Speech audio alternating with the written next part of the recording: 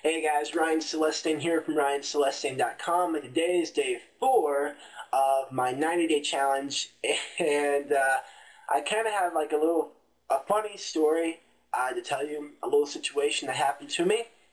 Day 3, as you guys saw, I was talking about running a marathon as part of my 90-day challenge, and as I recall, I made an interesting statement.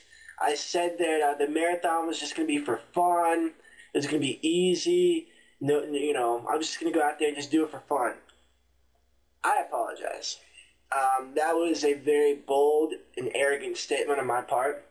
And the reason I say that is because Sunday was actually the first training day for my marathon, the long runs. I did 10 miles, and I haven't done 10 miles in about a year. And my whole goal is to run, 9-minute pace. And I went out there and I totally disrespected the 10 miles. I disrespected my body. I disrespected my conditioning, my hydration, my nutrition, and disrespected the weather as well. And I went out there thinking it was going to be just so easy. And it wasn't. It was actually a challenge. And the way it works out is kind of cool because it plays right into the 90-day challenge.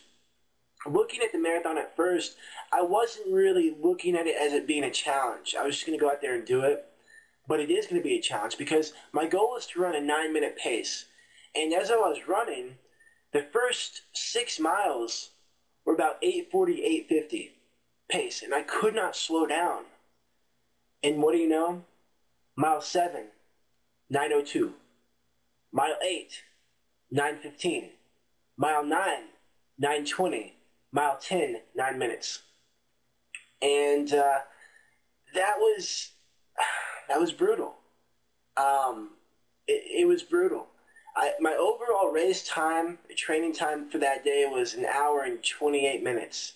1 hour and 29 minutes, something like that. My target time was 1.5 hours.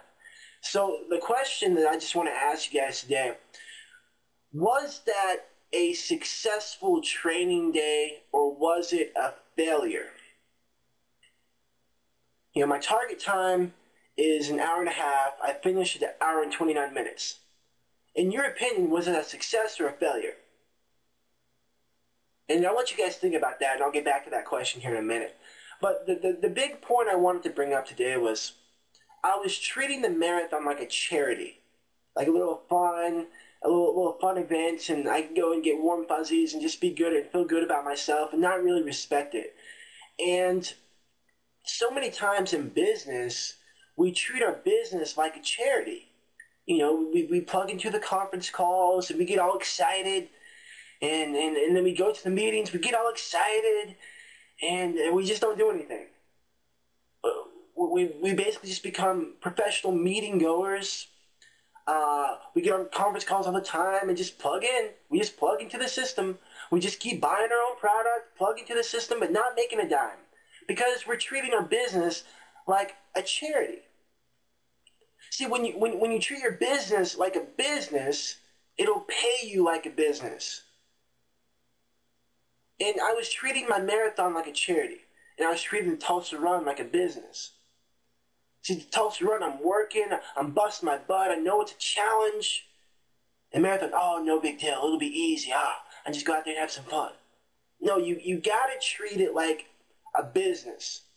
If you're doing big things in life, if you want to get to that next level in life, you have to treat it like a business. You have to respect it like a business and give it the respect it needs, and it will give you the money for the effort that you put into it.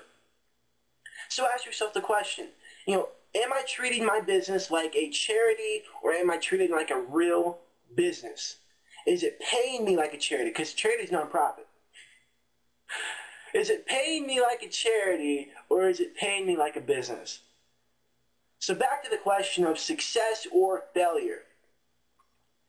If I wanted to run 1.5 hours training, I ran at 1 hour and 29 minutes. Was it a success or a failure? My opinion, it was a failure. And I'll tell you why. My goal is to run a 9-minute pace marathon. I'll finish in 4 hours. My game plan for the marathon, once I hit mile 20, mile 22, if I'm feeling good, I'll kick it up a notch. But that's only after I've gone 20 miles that I'll speed up. So, for example, if I were to run the marathon on day 3 and start out at 8:40 pace and kill myself the first 10 miles, I still have 16 more miles to go. And my time would have slowly gotten slower and slower and slower. It would have gone from 9:15, 9:20, 9:30, 9:40, 10 minutes. And what do you know? I just blew up. You know, I had a target time and I totally messed up my time. So the challenge that I'm experiencing right now is to be consistent and devoted and dedicated to running 9-minute pace for training, because that's what I'm training for. And, you know, it's the slide edge effect. You know, yeah, I ran, 8:40 pace for those 6 miles. Is that going to mess me up on marathon day? No. If I ran 9 minutes, is it going to help me on marathon day? No. See, it's the slide edge effect. The simple daily disciplines, or the simple errors in judgment compounded over time, is what's going to help me finish the race on the marathon. So, for example, the simple daily disciplines in my runs, my marathon training, I have to run a 9-minute pace, because it's a simple daily discipline compounded over time that will give me the end result that I want. The 8:40 pace, that's a simple error in judgment. And compounded over time, it will turn out to be disastrous on marathon day.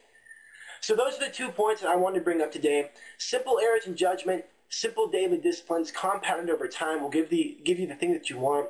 And the other thing, are you treating your business like a charity, or are you treating it like a business? I hope this helped out.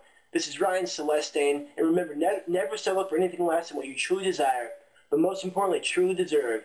Have a fantastic day.